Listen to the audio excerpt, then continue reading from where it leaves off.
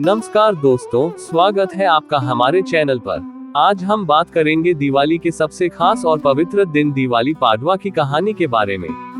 क्या आप जानते हैं कि इस दिन को क्यों मनाया जाता है और इसके पीछे कौन सी पौराणिक कथा जुड़ी हुई है? आइए जानते हैं दिवाली पडवा का इतिहास, इसका धार्मिक महत्व और वह रोचक कथा जो इस पर्व को इतना खास बनाती है। दिवाली पडवा की पौराणिक कथा। दिवाली का पर्व भारत के सबसे महत्वपूर्ण और हर्षोल्लास से मनाए जाने वाले त्योहारों में से एक है। ये त्योहार 5 दिनों तक चलता है। धनतेरस, नरक चतुर्दशी, लक्ष्मी पूजा, गोवर्धन पूजा और अंत में बालिप्रतिपदा या दिवाली पडवा। हर दिन का अपना अलग धार्मिक और सांस्कृतिक महत्व है। इनमें से दिवाली पडवा या बालिप्रतिपदा विशेष रूप से पति पत्नी के स्नेह, प्रेम और समर्पण का प्रतीक माना जाता है। इस दिन भगवान विष्णु, माता लक्ष्मी और राजा बलि की कथा से जुड़ी एक अत्यंत रोचक पौराणिक कहानी कही जाती है। राजा बलि और भगवान विष्णु की कथा।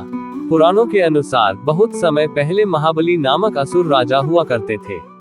वे अत्यंत पराक्रमी, दानवीर और अपने प्रजा के हित में सदैव तत्पर रहने वाले राजा थे।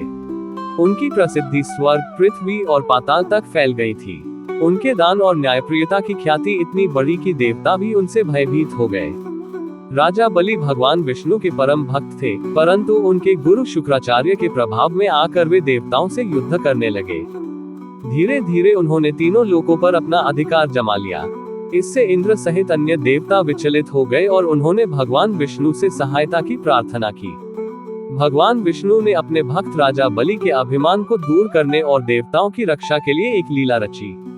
उन्होंने वामन अवतार धारण किया, एक छोटे ब्राह्मण बालक का रूप। वामन रूप में भगवान विष्णु यज्ञ कर रहे राजा बलि के पास पहुंचे और उनसे भिक्षा में 3 पग भूमि मांगी। राजा बलि ने उनके छोटे से रूप को देखकर हंसते हुए कहा, ब्राह्मण देव, मांगिए जो चाहें, मैं आपको असीम दान देने को तैयार हूँ। लेकिन गुरु शुक्राचार्य ने बलि को चेताया कि यह कोई साधारण बालक नहीं, स्वयं भगवान विष्णु हैं, जो आपकी परीक्षा लेने आए हैं। परंतु बलि अपने वचन से पीछे नहीं हटे और बोले, मैं जो कह चुका हूँ उसे निभाऊंगा, चाहे परिणाम कुछ भी हो। जैसे ही बलि ने 3 पग भूमि देने का वचन दिया, भगवान वामन ने अपना विराट रूप धारण कर लिया। उनके एक पग में पूरा पृथ्वी लोक, दूसरे में स्वर्ग लोक समा गया। अब तीसरे पग के लिए कोई स्थान नहीं बचा। तब राजा बलि ने विनम्रता से अपना सिर आगे कर दिया और कहा, भगवान, तीसरा पग मेरे सिर पर रख दीजिए। भगवान विष्णु बलि की भक्ति, सत्यनिष्ठा और दानशीलता से प्रसन्न हुए। उन्होंने बलि को पाताल लोक का राजा बनाया और वरदान दिया कि हर वर्ष कार्तिक मास की अमावस्या के बाद के दिन, अर्थात दिवाली पडवा के दिन, वे स्वयं पाताल लोक जाकर उनसे मिलने आएंगे।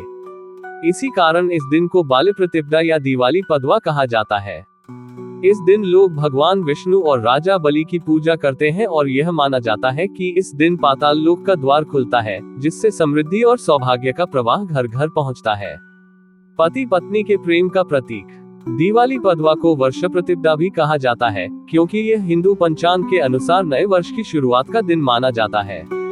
विशेष रूप से महाराष्ट्र और दक्षिण भारत के कुछ हिस्सों में ये दिन पति पत्नी के प्रेम और निष्ठा का पर्व के रूप में मनाया जाता है। कहा जाता है कि इस दिन भगवान विष्णु और माता लक्ष्मी का पुनर्मिलन हुआ था, क्योंकि वामन रूप में विष्णु ने जब बलि को पाताल लोक भेजा तो माता लक्ष्मी को चिंता हुई। उन्होंने बलि की पत्नी की मित्र बनकर विष्णु को वापस लाने की प्रार्थना की। बलि ने खुशी खुशी यह अनुरोध स्वीकार किया। उस दिन से यह परंपरा चली कि पत्नी अपने पति की दीर्घायु और सुख समृद्धि के लिए प्रार्थना करती है और पति अपनी पत्नी को उपहार देकर उसके प्रेम और सम्मान का प्रतीक प्रस्तुत करता है। दिवाली पडवा का सामाजिक और सांस्कृतिक महत्व। दिवाली पडवा केवल धार्मिक दृष्टि से ही नहीं, बल्कि सामाजिक रूप से भी महत्वपूर्ण है।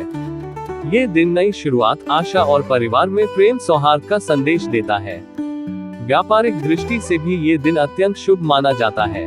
बहुत से व्यापारी इस दिन नए खातों की शुरुआत करते हैं, जिसे मुहूर्त ट्रेडिंग कहा जाता है। इसके अलावा ग्रामीण क्षेत्रों में ये दिन पशुओं की पूजा का भी होता है। बैलों और गायों को सजाया जाता है, उनकी पूजा की जाती है और उनके परिश्रम के प्रति आभार प्रकट किया जाता है। निष्कर्ष। दिवाली पडवा की कथा हमें ये सिखाती है कि भक्ति, सत्य, वचनबद्धता और प्रेम का कोई मोल नहीं होता। भगवान विष्णु ने स्वयं अपने भक्त बलि के सत्य और समर्पण का सम्मान किया। यही कारण है कि आज भी ये दिन न केवल धार्मिक बल्कि भावनात्मक और सांस्कृतिक दृष्टि से विशेष महत्व रखता है। इस दिन हमें ये स्मरण करना चाहिए कि किसी भी संबंध में निष्ठा, प्रेम और त्याग ही सबसे बड़ा आभूषण है, चाहे वह भगवान और भक्त का संबंध हो या पति पत्नी का। दिवाली पदवा इसी सच्चाई का शाश्वत प्रतीक है।